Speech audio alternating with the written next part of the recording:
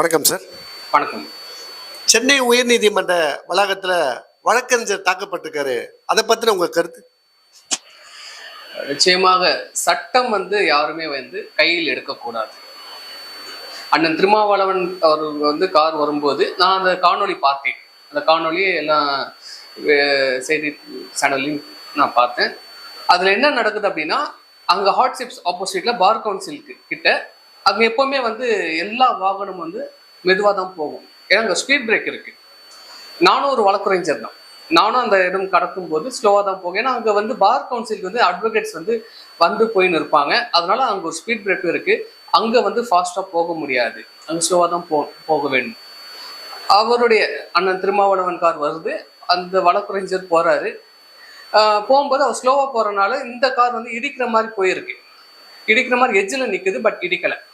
So யாராக இருந்தாலும் நம்ம மீது ஒரு வாகனம் மோதுற மாதிரி வந்துருச்சு அப்படின்னா, நானாக கூட இருந்தால் கூட யார் இந்த மாதிரி வந்தாங்க அப்படின்னு திரும்பி பார்ப்பேன். யார் இந்த மாதிரி ஓட்டுறாங்கன்னு பார்ப்பேன்.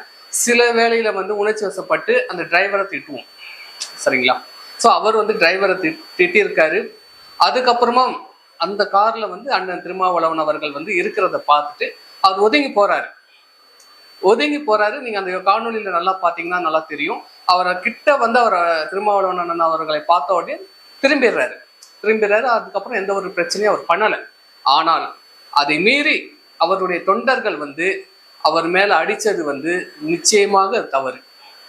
ஒரு வழக்குரைஞர் மீது இது போன்ற ஒரு வன்முறையை தூண்டி விடுவது என்பது ஏற்றுக்கொள்ள முடியாத ஒன்று.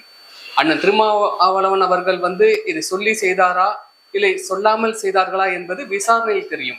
ஆனால் நான் என்னுடைய கருத்து என்னன்னா, அவர் மறைச்சாரு, அதான் அடிச்சாங்க, சரியா அடிக்கல அப்படின்னு பொது மேடையில ஒரு கட்சியின் நிறுவன தலைவர், அதுவும் மூத்த தலைவர், 35 ஆண்டுகளாக பொது வாழ்க்கையில் இருக்கும் தலைவர், ஒரு கட்சி விடுதலை சிறுத்தை கட்சியை நடத்துறாரு. அவ்வளோ அனுபவம் வாய்ந்த ஒருவர் பொது மேடையில் முறைச்சான், அடிச்சாங்க, சரியா அடிக்காம போயிட்டாங்க அப்படின்னு சொல்லுவது என்பது அவர்களுடைய தொண்டர்களை வன்முறைக்கு தூண்டும் செயலாகும்.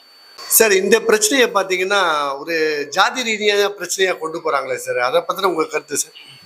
இல்லைங்க, நான் ஜாதி ரீதியா இது அணுகக்கூடாதுன்னு சொல்கிறேன். ஒரு சக மனிதன், அதாவது ஒரு வேகமாக ஒரு கார் வருது, இடிக்கிற மாதிரி வரும்போது யாரா இருந்தாலும், அவர் வழக்குரைஞராக இல்லை சாதாரண மனிதராக இருந்தாலும் திரும்பி பார்த்து யாரா ஏன் ஸ்பீடா வரீங்க கேட்கதான் செய்வாங்க. இதில் ஜாதியை கொண்டு வரக்கூடாது என்பது என்னுடைய கருத்து. இவங்க 2 பேருக்குள்ள பிரச்சனை. ஆனால் அந்த வழக்குரைஞரை விடுதலை சிறுத்தை கட்சியின் தொண்டர்களை தாக்குவது என்பது ஒருபோதும் ஏற்றுக்கொள்ள முடியாத ஒன்று. ஸோ இதுவரைக்கும் அவர்கள் மீது எந்த நடவடிக்கையும் எடுக்கல, ஒரு எஃப்ஐஆர் கூட ஃபைல் பண்ணல. இது ஒரு கண்டிக்கத்தக்க செயலாகும். சார், அந்த பாதிக்கப்பட்ட வழக்கறிஞர் மேல வழக்கு பதிவு செய்திருக்காங்கன்னு சொல்லியிருக்காங்களே சார், அதை பற்றி? இப்போ பாதிக்கப்பட்ட, அதாவது அடி வாங்கின வழக்கறிஞர் மீது விசிக கட்சியினர் கொடுத்த புகாரின் பேரில் வழக்கு பதிவு செய்திருக்கிறார்கள். ஆனால் அந்த அடி வாங்கிய அந்த ராஜீவ்காந்தி வழக்கறிஞர் கொடுத்த கம்ப்ளைண்ட் இன்னும் வாங்கலை. அதாவது அந்த கம்ப்ளைண்ட் ஏற்றுக்கொள்ளவில்லை. அதன் மீது எந்த நடவடிக்கையும் எடுக்கலை என்பது ஒரு தலைபட்சமான நடவடிக்கை. இந்த காணொலியை நீங்க நல்லா பார்த்தீங்கன்னா நல்லாவே தெரியும், எல்லாருக்குமே தெரியும்.